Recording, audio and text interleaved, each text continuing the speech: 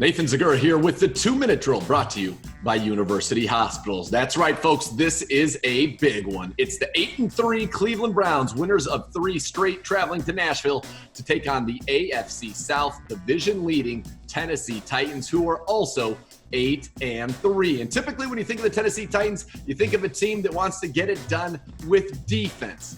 Not this year. This is an offensive football team. And when I lay out their formula for success, it's going to sound a heck of a lot like the same formula that the Cleveland Browns have used in their 8 wins. They want to hand the ball off to the best running back in the NFL. They believe Derrick Henry is that, and after all, he was the 2019 NFL leading rusher. He leads the league in 2020 as well, with 1,257 yards rushing and 12 touchdowns in only 11 games. And then when teams are trying to sell out to try to contain Derrick Henry, they want to hit you with the play-action passing game, the shot plays down the field. And Ryan Tannehill has been great at that this year. He's got 23 touchdowns, only 4 interceptions, amongst the league leaders in yards per attempt and quarterback rating. And he's especially good off of play action, where he hits those big passes.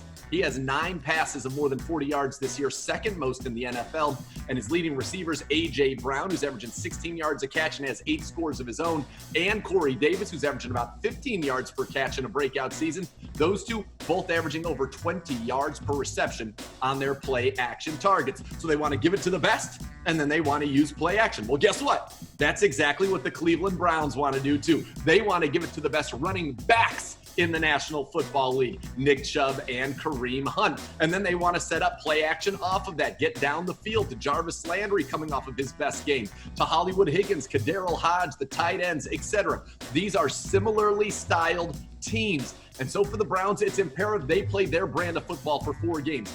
Get out to that fast start.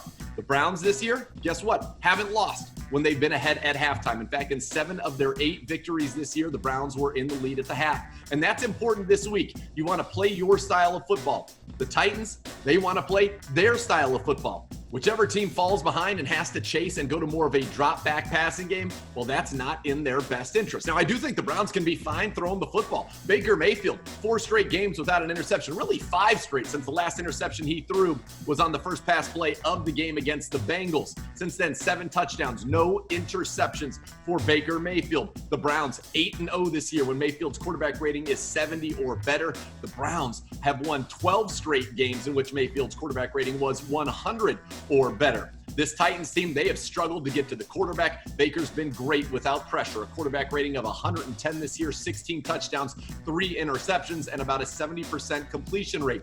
The Titans have been the worst third down defense in the NFL this year, allowing 53% third down conversions, although they have been better of late.